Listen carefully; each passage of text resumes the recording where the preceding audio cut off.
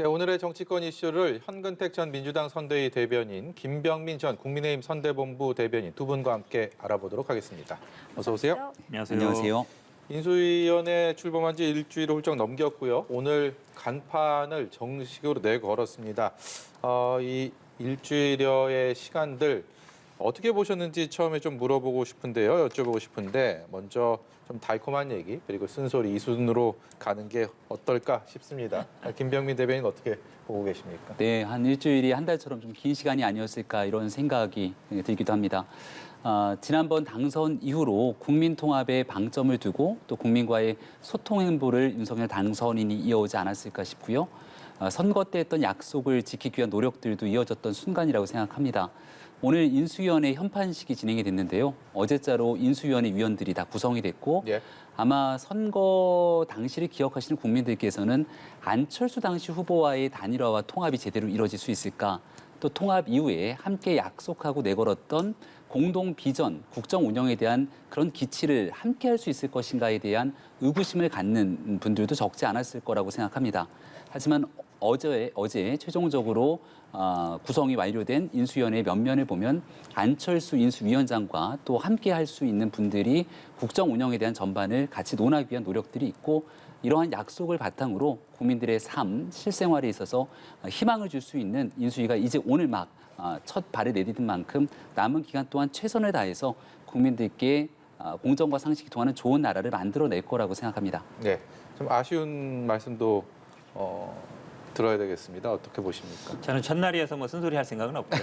말씀하신 것처럼 아마 이 정치라는 건 신뢰가 굉장히 중요합니다. 그러니까 안철수 저는 위원장으로 선임했다는 의미가 있다고 봅니다. 약속을 네. 지킨다는 의미에서. 그리고 보면은 지금 인수위 추천도 한 3분의 1 정도는 한 거지 않습니까? 그리고 이게 사실 어찌 보면 뭐 뒤에서 이러는 것보다 명시적으로 3분의 1 했다라고 하는 게 더 나았습니다. 국민들은 다 그게 궁금하거든요. 누가 네. 했을까? 그런 면에서 아마 안철수 후보 추천 목도로 했던 분들이 좀 의미가 있는 것 같고. 근데 이제 아마 이제 뒤에는 얘기가 나오겠습니다만 이제 구성 문제는 좀 있는 것 같습니다. 아쉬움이 있는 것 같은데 그거는 또 뭐 다른 방법으로 풀 수 있는 거기 때문에 그래도 큰 틀로 보면 단일화를 했고 그 약속을 지켰다. 이제 그런 데는 의미가 있다고 보고 있습니다. 예.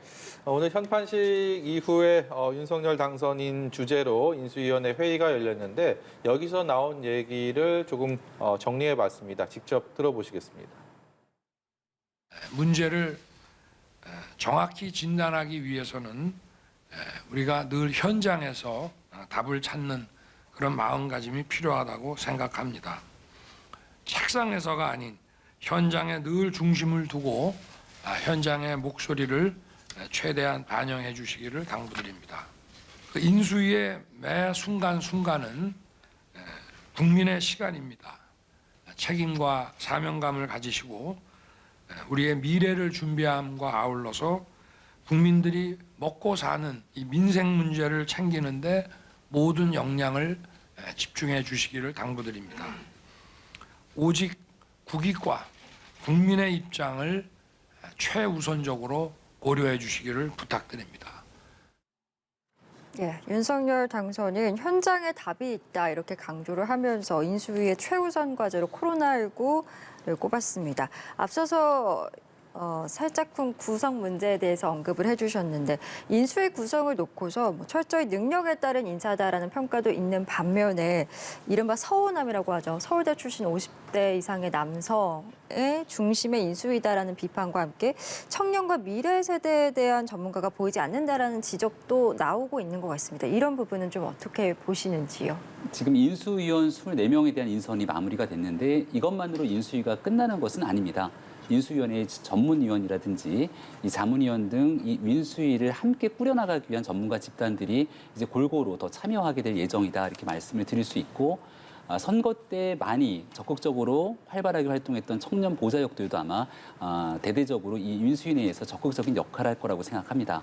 다만 이 인수위 내에서 아무래도 전문가 집단들의 면면이 더 많이 보일 수밖에 없는 이유는 지난 현재 문재인 정부로부터 국정을 인수인계 받는 과정 작업이기 때문에 기본적인 국정에 대한 경험, 이해도가 높은 전문가 집단이 인수위에 대거 포진될 수밖에 없다는 점들에 대해서는 조금 이해가 필요한 지점이라고 보고요. 인수위가 최종적으로 해야 될 역할이라는 것은 선거 기간 동안 했던 당선인의 공약이 있는데 이 공약을 인수위의 백서를 통해서 아주 구체적이고 현실화를 시켜내게 될 것이고 인수위가 만들어낸 백서를 통해서 이 내용들이 정리가 되고 나면 새롭게 출범하는 내각에서 국정 운영 계획을 통해 앞으로 5개년 동안 국민들과 함께할 수 있는 정부의 그림을 그리게 될 겁니다. 그래서 짧은 시간 안에 압축적으로 일할 수 있는 부분 속에서 다소 미진하거나 아쉬운 점이 있을지 모르겠지만 5월 10일 대통령 취임 이후로 새롭게 출범하는 내각과 청와대에서는 아마 그런 국민적 목소리까지 담아내서 훨씬 더 많은 국민들에게 다양성을 보여줄 수 있는 인사들도 대거 참여할 것이라고 생각합니다. 전례를 좀 찾아보면 인수위에 있었던 핵심 멤버들은 초기 내각이 구성하는데 상당 부분 많이 같이 이동을 해서 그런 내각을 꾸려갔던 것들을 볼 수가 있었습니다. 이번에 좀 다를 수도 있다 이런 말씀이신가요? 인수위에서 아주 중요한 정부의 역할들을 하시는 분들은 또 내각이든 청와대든 갈 수 있는 본인들의 역할과 위치가 있겠습니다만은 이 인수위원회에 있는 사람들이 대거 있는 그대로 들어가게 되는 모습으로 또 상정하기는 어려운 측면이 있을 겁니다. 예. 윤석열 당선인이 이제 당선되고 난 다음에 이런 인수위 구성 등에서 얘기했던 일 중 언론에 보도되는 것을 보면 예. 이 논공 행상 등에 대해서 이제 강력한 메시지들을 내고 있는 상황이기 때문에 오직 실력과 능력 중심으로 국민께 도움이 될 수 있는 중요한 인사들이 아마 각자의 역할들을 찾아갈 수 있도록 계속 연속성 있게 또 이어갈 수 있을 거라고도 봅니다. 예. 저는 좀 이제 답을 달리보고 싶은데요. 지금 이제 서운함 얘기가 나오는 게 물론 이제 50대 분들이 제일 사회 활동을 많이 하고 그다음에 서울대 나오신 분들이 뭐 능력이 있다고 볼 수 있는데 또 남성 위주고 이게 제가 퍼센트로 따져봤어요. 서울대가 보통 한 1% 정도 들어갑니다. 그리고 50대 인구 비율이 한 16% 정도 돼요. 남성은 반이라고 보면 0.08% 정도예요. 인구 봤을 때. 그러면 사실은 다른 분들 물론 이제 능력 위주로 했다 그렇지만 뭐 2030이 없다는 분도 있고 여성 비율이 좀 적거든요.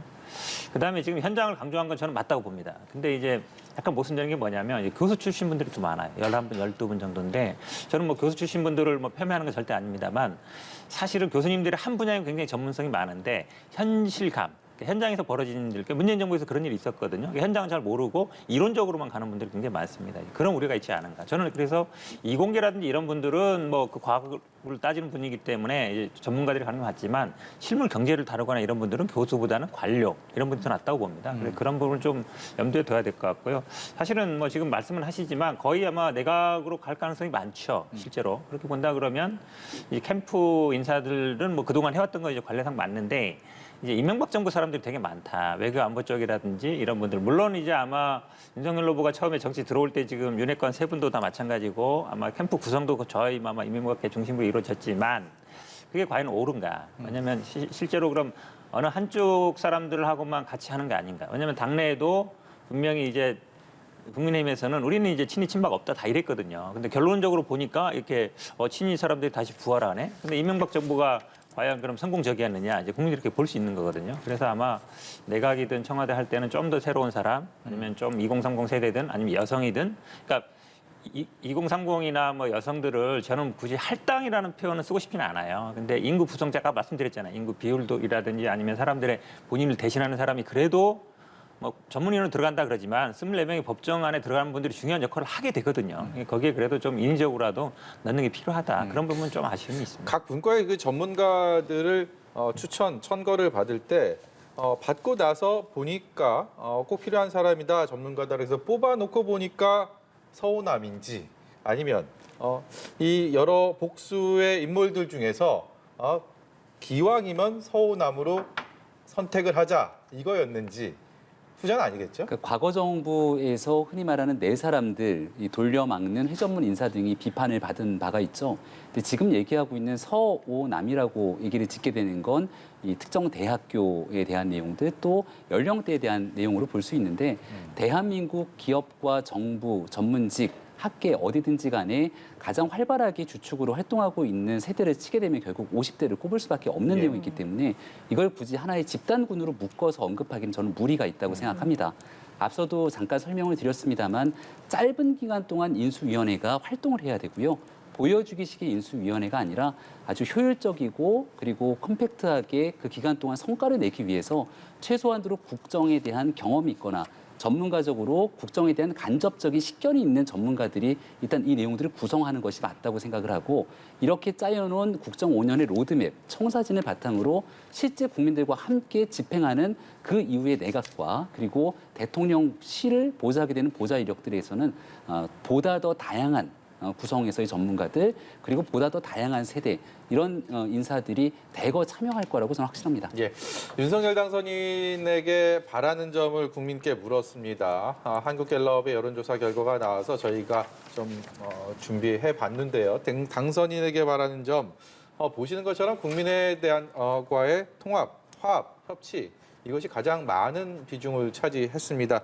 반면에 지난 대선 19대 대선 이후에도 이 유사한 조사를 이 기관에서 했었는데 그때는 초심을 잃지 않았으면 좋겠다. 그리고 경제 안정 여기에 관련된 목소리가 높았다고 합니다. 분명히 좀 비교되는 부분이 있고 시사를 하는 대목이 있어 보입니다. 현근택 대변인께 여쭤보겠습니다. 그렇죠. 아무래도 이번 선거가 뭐 0.7% 이내의 차이였기 때문에 양진영이 거의 치열하게 붙었거든요. 그걸로 인한 아마 후유증들이 뭐 지금도 있는 것이고 그러다 보니까 당연히 이제 통합, 협치 이 얘기가 나오는 것 같고요. 아마 윤석열 후보도 그러다 보니까 아마 안철수 후보와의 뭐 이런 인수위 구성에서부터 통합 협치를 얘기하는 것 같고 또 아마 이제 국회가 여소야대가 되기 때문에 당연히 이제 국회에서 어떤 처리를 할 때도 협치 통합을 안 할 수 없거든요. 아마 국민들이 바라기에도 과거처럼 예를 들어서 뭐 지금 이 윤석열 후보가 되면서 아마 제일 많은 분들이 걱정하는 게 결국은 검찰 공화국 되지 않겠냐. 그러니까 여소야대도 예를 들어서 뭐 검찰을 동원해서 수사를 한다든지 아니면 선거 과정에 있었던 부분에 대해서도 본인 공격했던 부분에 대해서도 뭐 언론이라든지 그런 상대하지 않겠냐. 그런 우려들이 제가 보기에 반영되는 것 같습니다. 그래서 아마 윤석열 후보도 그렇고 지금 국민의힘도 그렇고 다 협치, 통합 얘기하는 것 같고 그건 뭐 민주당도 마찬가지 입장입니다. 그래서 어쨌든 선거는 뭐 결과가 났기 때문에 서로 협치를 해달라. 그리고 그렇게 서로 뭐 여야 간에 이렇게 심각하게 대립하지 말고 국민을 좀 먹고 그러니까 결국은 협치가 돼야 그 다음에 경제 안정도 되고 민생도 챙길 수 있는 거거든요. 정치가 결국은 불안정하면 안 되는 거기 때문에 그에 대한 바람이 가장 크게 반영되는 게 아닌가 이렇게 보고 있습니다. 예, 캠프에서부터 선대본부까지 통합과 국민화합 협치에 대한 윤석열 당선인의 의중, 마인드는 어떻습니까? 김병민 대변인께서 잘 아실 것 같은데. 윤석열 당선인이 캐치프레이즈로 내걸기도 했고 가장 많이 썼던 단어 하나를 꼽자면 공정과 상식. 그중에서도 저는 상식이란 단어를 선거 유세 내내 가장 많이 귀에 인이 박히도록 들었습니다. 아마 국민이 보고 있는 보편적인 인식에 기반해서 국정을 끌고 앞으로 정책을 펴나가게 된다면 적어도 대한민국이 제 길을 찾아갈 거라는 확신을 저는 당선인이 갖고 있다고 생각합니다. 조금 전에 갤럽에 나왔던 그 여론조사에서 당선인에게 바라는 점 중에 저는 확 눈에 들어왔던 것 하나가 내로남불하지 않았으면 이라고 하는 모습이 좀 눈에 들어오더라고요. 6%인데요? 예, 6%이긴 합니다만 또 국민들께서 지켜보시기에 과거에 잘못했다고 그토록 지적됐던 내용들을 새로운 정부가 들어서서 다시금 그걸 똑같이 반복하지 않았으면 좋겠다는 마음들을 많이 가지고 있을 거라고 생각합니다. 예. 협치, 국민통합 이런 어젠다들도 결국 저는 여기에 국민들께서 주고 있는 하나의 메시지에 기반한다고 생각하고요. 윤석열 당선인 선거운동 기간에 이런 얘기도 많이 했습니다.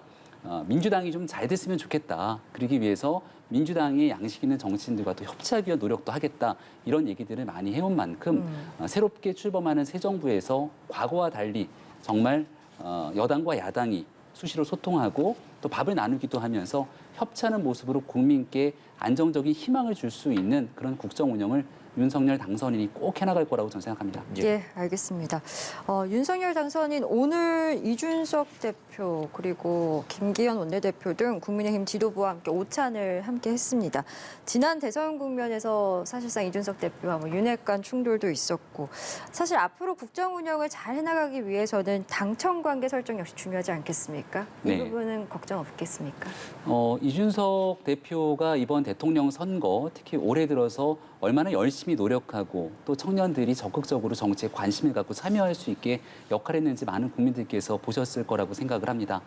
이제 대통령을 만들면서 정권 교체에 성공한 여당의 당대표가 된 상황이다 이렇게 볼 수 있을 텐데 예. 이준석 대표의 어깨에도 지금 무거운 짐이 하나 놓여져 있습니다. 바로 다가오게 되는 6월 지방선거에서 이번 대통령 선거의 결과가 그렇게 큰 표 차이가 나지 않았기 때문에 예. 안정적인 국정 운영을 위해서 지방선거 승리에 대한 무거운 짐을 어깨에 지고 있고 이준석 대표가 그 지방선거의 승리를 견인하면서 국정 운영의 동력을 쌓을 때만이 윤석열 정부가 초기부터 국민의 지지를 얻으면서 국정 운영에 탄력을 받을 수 있거든요. 그런 측면에서 오늘 만나서 또 아마 여러 가지 얘기들도 하면서 밥을 나눴을 텐데 이준석 대표, 윤석열 당선인 이심전심으로 예. 성공한 정부를 끌고 가기 위해서 서로의 역할들에 대해서 같이 눈빛을 교환하지 않았을까 생각합니다. 예. 청와대에서의 당선인 그리고 대통령의 회동 무산된 이후 여러 가지 추측들 난무한 상황에서 문재인 대통령이 오늘 손을 내밀었습니다. 한마디로 요약하면 아무 조건 없이 빨리 만나서 얘기하자 뭐 이런 네네네. 겁니다. 어떤 의미가 있다고 보십니까? 저는 뭐 잘했다고 봅니다. 왜냐하면 지난번에 뭐 의제와 관련해서 물밑 접촉을 잘 안 됐다 그랬거든요. 그러면서 사실은 어찌 보면 뭔가 이게 뭐 회담하는 것처럼 하다 보니까 사실 의견이 안 맞는 거 아니냐. 사면 문제라든지 아니면 예. 인사 문제. 근데 사실 만나는 게 더 중요합니다. 만남 자체가 국민들한테 긍정적인 메시지 주는 겁니다. 왜냐하면 현 대통령과 이제 다음 대통령이 만나는 것 자체가 어찌 보면 이 정권 인수양이 잘 되겠구나 이거거든요. 예. 거기에 저는 뭐 의제를 미리 얘기할 필요가 없다고 봅니다. 만나서 그냥 악수하고 보여주고 식사 한번 하고 네. 잘합시다 하면 되는 거거든요. 꼭 한 번만 만나라는 보장도 없습니다. 뭐 일주일마다 만나도 되는 거거든요. 결국은 국민들이 보기에 이게 원만하게 잘 될 거냐 안 될 거냐 그게 되게 중요하거든요. 그리고 아마 그 이후에 지금 양측에서 똑같이 메시지가 나왔는데 실무자나 다른 분들이 개인적인 의견을 내지 말아라. SNS 표현하지 말아라. 이거 뭐 누구를 얘기하는 건지 다 알지 않습니까? 사실은 그게 어찌 보면 서로 불협화음을 주는 거거든요. 예. 그러니까 이 사면 문제나 저는 커진 것도 이제 권선동 의원 발언이 되게 컸다고 봐요. 뭐 김경수 의원이랑 100% 한다 이런 얘기 해버리면 네. 그 얘기가 잘 안 되는 거거든요. 그러니까 제가 보기엔 아마 이거는 양쪽 모두에 한 얘기다. 그래서 오히려 실무 접촉이라든지 일단 두 분이 만나고 그다음에 만난 다음에 뭐 그다음에 의견 조율을 해도 되는 거거든요. 네. 그래서 일단 신속히 만나자는 얘기를 했기 때문에 저는 아마 당선인 측에서도 뭐 긍정적인 메시지로 나올 걸로 그렇게 기대하고 있습니다. 이 참모진들의 개별적인 의견 표명하지 말아라. 이 부분이 저는 정말 눈에 띄었습니다. 네, 저는 청와대가 적시에 오늘 대변인의 발표가 있었던 걸로 알고 있는데요. 적합한 메시지를 냈다고 생각합니다. 오늘자 나와 있는 여론조사를 보니까 임기 말의 대통령임에도 불구하고 여전히 대통령에 대한 국정 지지도가 꽤 높은 편에 속해 네. 있죠. 조금 뒤면 이제 퇴임을 하게 되는데 아마 문재인 대통령을 진심으로 아끼는 국민들 입장에서는 박수 받으면서 퇴임하는 대통령이 되기를 바랄 겁니다.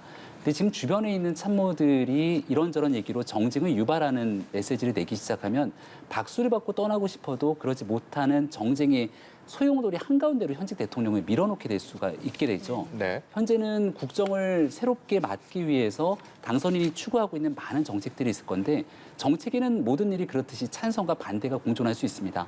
국민적 여론을 바탕으로 이런 일들을 수렴할 수는 있겠지만 현직 정부의 핵심 관계자나 그리고 지금 이번 선거에서 바로 얼마 전에 패배한 당의 핵심적인 정치인들이 나서서 이 국민적 여론에 불을 붙이는 것은 저는 바람직하지는 않다고 보거든요.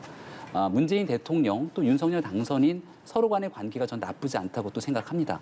그래서 아마 조만간의 만남을 통해서 웃으면서 좋은 모습을 연출하고 문재인 대통령이 퇴임하고 나서도 국민들께 웃으면서 함께 생활할 수 있는 그런 좋은 선례를 좀 남길 수 있도록 옆에 있는 사람들이 정말 지금 잘해야 되는 시기라고 생각합니다. 예. 예, 알겠습니다. 자, 한편 대통령 집무실 이전과 관련해서 인수위가 오늘 최종 후보지를 현장 점검한다라고 밝혔는데요. 관련해서 김은혜 대통령 당선인 대변인 이야기 듣고 계속해서 대담 이어가도록 하겠습니다. 봄꽃이 지기 전에는 국민 여러분들께 청와대를 돌려드리고 국민 여러분께서 그 아름다운 산책길과 일상을 회복하는 날에 청와대를 거닐 수 있기를 바랍니다. 지금 비용의 추산과 관련해서 이게 뭐 1조 가까이 된다라고 하는 건 너무 나가신 것 같고요. 그리고 저희가 최대한 국민의 이 세금이고 또 이 부분에 대해서 엄중하게 국민의 소중한 그런 세금에 대해서는 충분히 진지하게 생각하고 있습니다. 예, 기존 청와대를 비우게 될지 그렇다면 어디로 가게 될지를 두고 의견이 분분한 가운데 현재 가장 유력한 후보지로 손꼽히고 있는 것이 바로 국방부 청사입니다. 그렇지만 이제 이전 비용이라든지 안보 우려가 계속 나오고 있는 상황인데 두 분께 다 질문을 드리겠습니다. 가장 유력하게 언급되고 있는 국방부 청사의 장단점 좀 어떻게 평가하시는지요? 일단 뭐 장점이라 그러면 많은 분들이 알겠지만 국방부는 일단 보안이 철저한 데가 있습니까? 그다음에 경호에도 유리하겠죠. 그런 면이 아마 유리할 것 같은데요. 저는 뭐 장점보다는 단점이 많다. 단점이라 그러면 당연히 지금 소통을 하겠다 그러는데 뭐 소통이 안 맞는 데죠. 일단 국방부라는 게 아무나 못 들어가는 데니까. 그다음에 용산공원 얘기하고 있지만 용산공원은 아직 뭐 언제 될지 정해지지도 않았고요.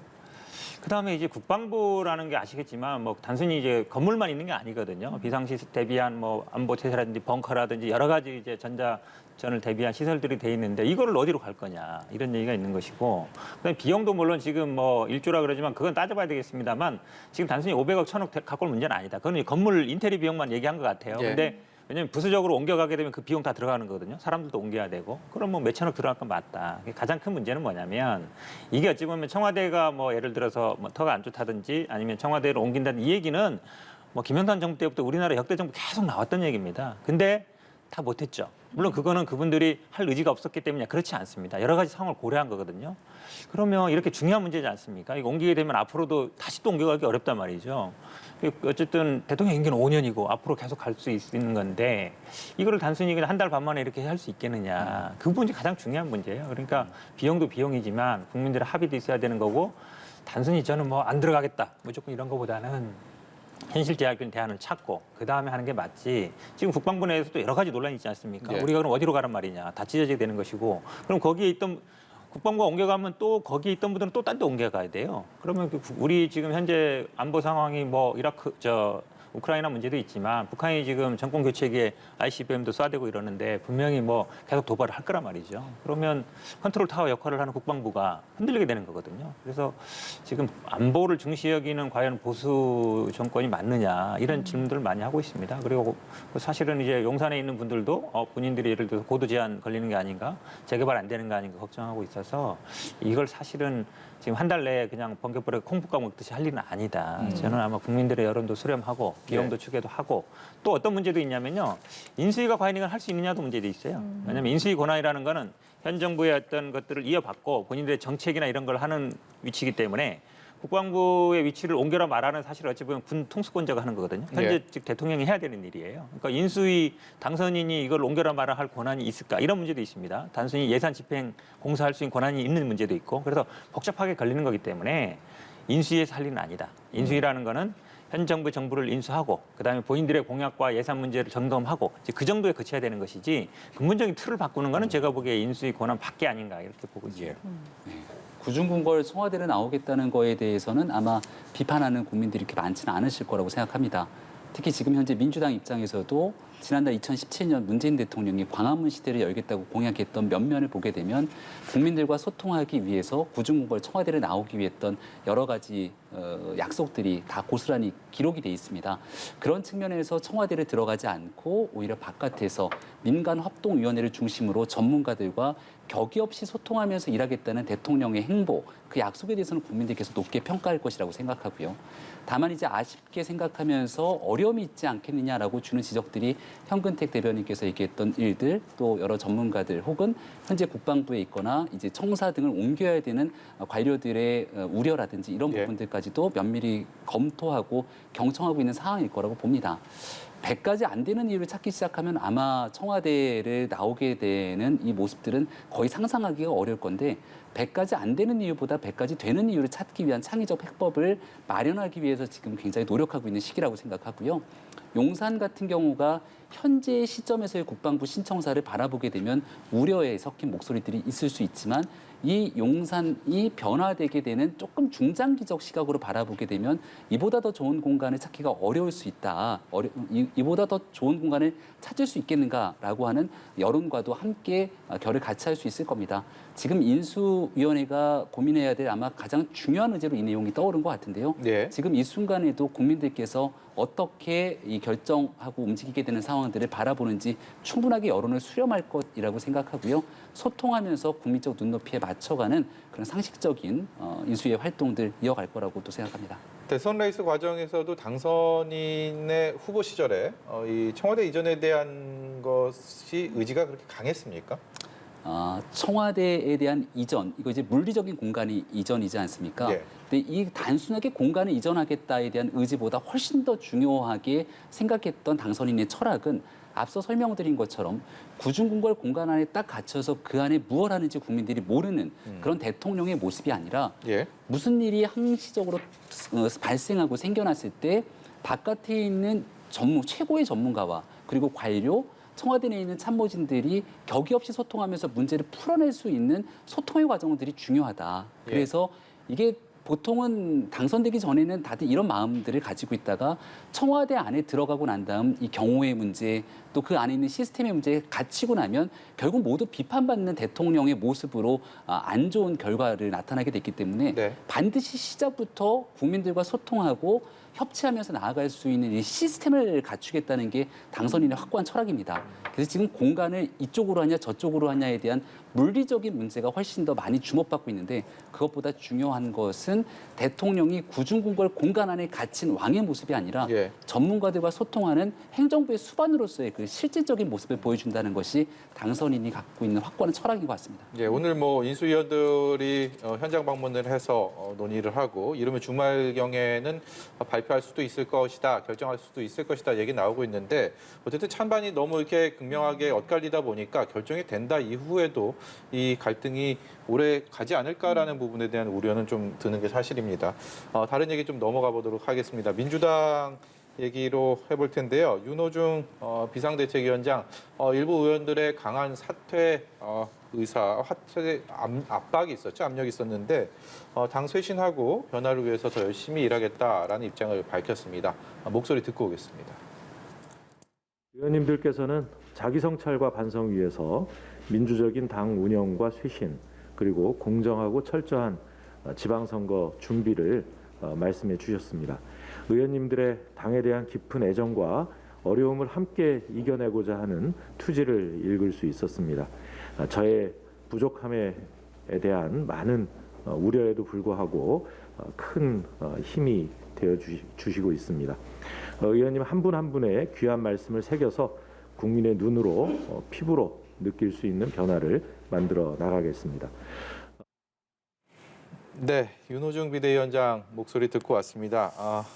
굉장히 대선 이후에 민주당 갈등이 꽤 오래 가고 있습니다. 오늘 이 결정으로 어떻게 수습이 될지 사실 예측하기가 좀 어려운 상황입니다. 말씀 좀 듣고 싶습니다. 일단은 뭐 윤호중 비대위가 적절하냐 안 하냐는 논란은 있었는데요. 왜냐하면 뭐 선거 패배 책임 있는 거 아니냐 있었는데 아마 현실적인 대안은 없는 것 같습니다. 근데 이제 한 가지 주목할 부분은 이제 다음 주 목요일 날 이제 원내대표가 선출되거든요. 네. 예. 새로 원내대표가 선출되면 아마 이게 윤호중 비대위가 그대로 갈지 아니면 새롭게 선출된 뭐 원내대표가 그거를 다시 이제 비대위원장을 맡을지 그 부분은 이제 좀 쟁점이 남아 있는 것 같습니다. 아직 확실하게 이제 결론은 안 낸 것 같은데 지금은 물론 윤호중 비대위 그대로 가고 원내대표는 원내대표 역할을 하는 걸로 있는데 저는 아마 비대위 역할보다 이제 선대위 체제로 바로 전환할 가능성이 높다. 왜냐하면 이제 선거까지 얼마 안 남았거든요. 그러면 선대위로 넘어가게 되면 사실은 이제 당대표도 비대위 있다가 선대위로 넘어가면 선대위로 거의 이제 당무가 다 넘어가게 됩니다. 이제 그렇게 역할을 그래서 아마 과도기전 역할을 계속 하겠다. 이게 이런 의지로 보이고요. 물론 이제 뭐 지금 만약에 시간이 좀 있다 그러면 외부 인사도 영입하고 그다음에 예를 들어서 뭐 비대위를 해서 당 뭐 명을 바꾸든 당 강령을 바꾸든 이렇게 할 텐데 이제 그럴 만한 시간이 없거든요. 지금 선거를 앞두고 있어서 아마 불가피한 선택 아닌가 이렇게 보고 있습니다. 지금 이런 진통이요.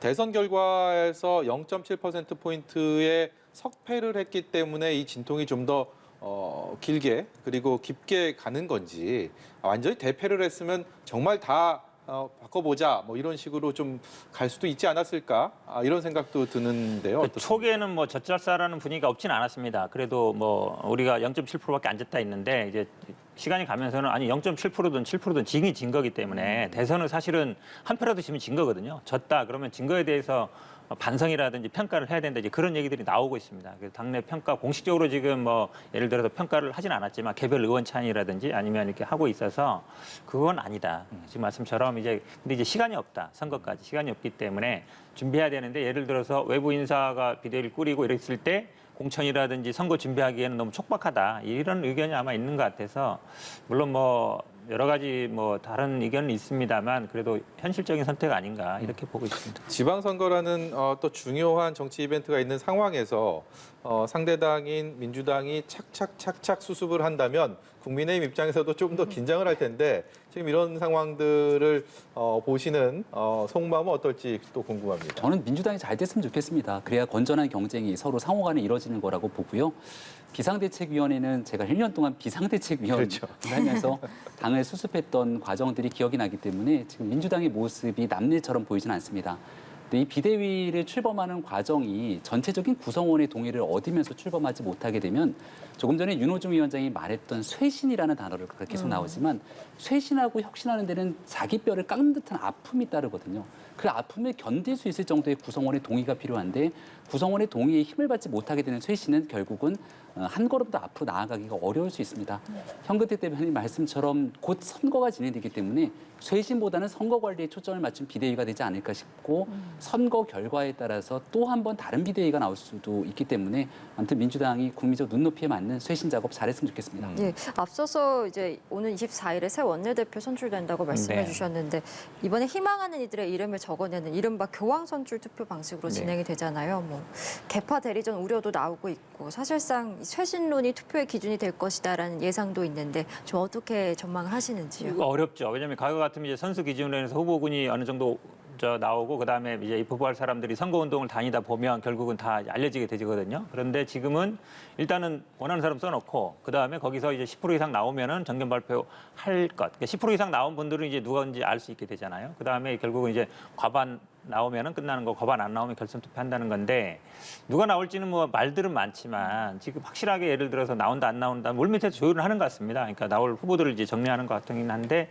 사실은 이제 이렇게 해서 선출되는 원내대표가 지금 선거를 이끌어갈 가능성이 굉장히 많습니다. 기본적으로 왜냐하면 당 수습에 책임을 지는 거기 때문에 그래서 지금 뭐 거론되는 분들은 많습니다. 근데 개파 대리전 양상도 있겠지만 아마 과거에 같으면 후보할 때는 그런 게 있었거든요. 근데 지금은 예를 들어서 적어내는 과정이라 그런다 그러면 뭐 초재선에서 나올 수도 있는 거거든요. 본인이 예를 들어서 좀 초재선 그룹들은 또 본인들이 영향력을 행사하고 싶기 때문에 예전 같으면 3, 4선에서 나오고 뭐 재선 그룹에서 뭐 원내 수석 부대표 그다음에 뭐 초선 그룹에서 대변인 이런 식으로 이제 구조가 짜여져 있는데 우리가 굳이 뭐 그럴 필요 있냐. 초재선이 숫자가 많지 않습니까? 우리도 그럼 한번 내보자 이럴 수도 있는 거라서 제가 보기에 과거처럼 뭐 개파 대리전으로 갈 가능성보다는 이거를 지방선거를 이끌었을 때 이분이 했으면 좀 아마 우리 당에 도움이 될 것 같다. 승리 이끌었을 것 같다. 이제 그런 게 제가 보기에 아마 더 큰 기준이 되지 않을까 이렇게 기대하고 있습니다. 네, 잘 알려진 것처럼 원내대표 선거는 의원들만 하는 겁니다. 저희들은 투표권이 없고요. 뭐 당원들도 해당 사항이 그렇죠. 아닙니다. 그렇기 네네. 때문에 좀 더 자유스러운 상황에서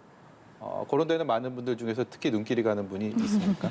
지금 되게 어려운 질문인데 아마 뭐 몇 분, 5분 정도 이제 언급되는 것 같은데 보니까 아마 뭐 박광원 의원도 얘기되는 것 같고요. 박홍근 의원도 얘기되는 것 같고 이현우 의원도 얘기되는 것 같고 그분 세 분은 어느 정도 이제 기반이라든지 뭐 있는 것 같은데 그 이외에 다른 분들이 아마 나올지 말지 홍익표 의원이라든지 또 한 분 잊어버렸는데 네. 어쨌든 4-5분 정도 있는 것 같은데 근데 저는 그거를 예전에는 이게 어찌 보면 후보 입후보하는 과정이었는데 지금은 이제 공식적으로 누가 나온다 안 나온다는 의원들은 물론 뭐 내부를 정리하겠지만 확실하게 정리는 안 되는 것 같은데 그래도 제가 보기에는 한 4-5분 정도 나오지 않을까라고 보고 있습니다. 그러니까 나온다는 게 말이 틀린 거죠. 왜냐하면 적어내는 거기 때문에 예. 그래도 이제 물밑에 조율할 텐데 그게 과거처럼 쉽게 되겠느냐. 왜냐하면 원내대표 선거하신 분들은 저는 안 해봤지만 얘기 들어보면 그래요. 다들 찍어준다 그러는데 찍어준 표 합치면은 한 3배 된다 그러는데 나중에 해보면은 좀 다르다 이러거든요. 예. 근데 적어냈을 때 또 그걸 나중에 누가 적어냈는지 모르기 때문에 제가 보기에 아마 이번 선거는 좀 과거와 달리 좀 아마 의외의 결과 나올 수도 있다 이렇게 보고 있습니다. 국민의힘은 지금의 지도부로 지방선거까지 쭉 가는 거죠? 네, 뭐 특별하게 변화할 이유는 없는 거로 알고 있고요. 지방선거까지 이제 남은 시간이 많지 않아서 아마 정해진 과거의 전례라든지 이런 부분들에 따라서 시스템에 따른 공천 작업 그리고 지방선거 준비가 진행될 거로 보고요. 지방선거가 이제 어떤 결과를 가져오는지에 따라서 지도부에 대한 평가라든지 이런 내용들이 이제 후속 조치로 뒤따르겠죠. 현역 차출을 최소화한다는 얘기들 많이 들리는데 실제로 네. 좀 그런 목소리들이 나오고 있습니까? 저희가 이제 국민의힘이 이번 보궐선거에서 상당 부분 선전을 했음에도 불구하고 지난 총선의 참패 때문에 의석수에 큰 차이가 납니다. 그래서 이번에 만약 현역 의원이 다시금 다수가 지방선거, 보통 광역자치단체장 등에 출마하게 된다면 또다시 선거를 치르게 되는 여러 가지 어려움이 있기 때문에 그런 여론들도 있고 하지만 이게 뭐 당론으로 결정되거나 했다는 얘기를 듣지는 못했던 상황입니다. 예. 제일 중요한 건 민주당도 마찬가지지만 국민의힘도 과거와 다르게 정권 교체를 한 이후에도 끊임없이 변화하고 쇄신하는 모습을 보여야 되고 이번 지방선거에서 국민들의 눈길을 끌 수 있을 만한 정말 쇄신적인 후보를 얼만큼 공천하고 만들어낼 수 있는지 이 부분이 이제 현 지도부가 가지고 있는 마지막 과제가 아닌가 싶습니다. 예, 알겠습니다. 저희 오늘 두 분 말씀은 여기까지 듣도록 하고요. 황근택 전 민주당 선대위 대변인, 김병민 전 국민의힘 선대본 대변인과 함께했습니다. 오늘 말씀 고맙습니다. 고맙습니다. 맞습니다.